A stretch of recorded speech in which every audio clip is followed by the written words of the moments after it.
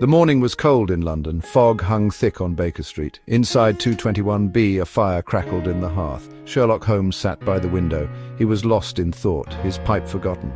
A sharp knock came at the door. Mrs. Hudson showed in a strange man. He wore a thick wool coat, even though it was spring. On his feet were strange shoes made of bright colours and odd materials. "Professor James," the man said, "from the year 2025. I need your help, Mr. Holmes." Holmes raised an eyebrow. He had met many unusual people, but a time traveller? This was something new. The man's words were strange, but his eyes held a look of fear. It was real. Holmes decided to listen. "3 people are going to die, Mr. Holmes," Professor James said. His voice was low and urgent. "Murdered, and I know their names and how it will happen."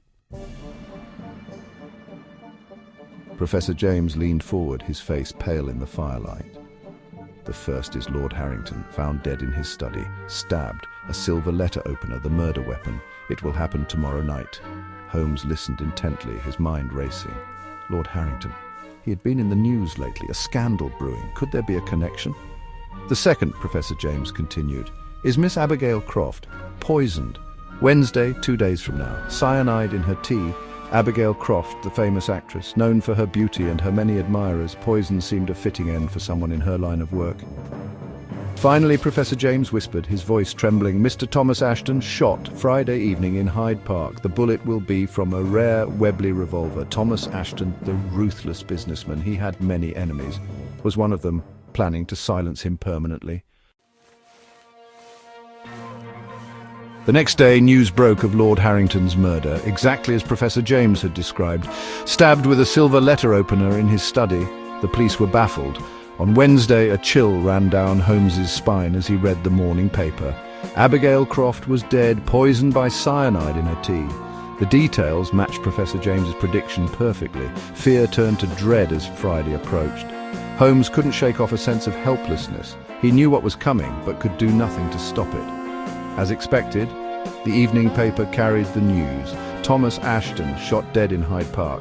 The murder weapon, a rare Webley revolver. 3 deaths, 3 predictions, all accurate.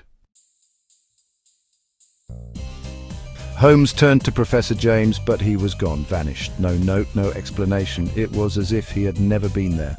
Holmes searched for him. He checked every record, every hotel, every street corner. Nothing. The man from the future had disappeared as quickly and mysteriously as he had arrived. The case haunted Holmes.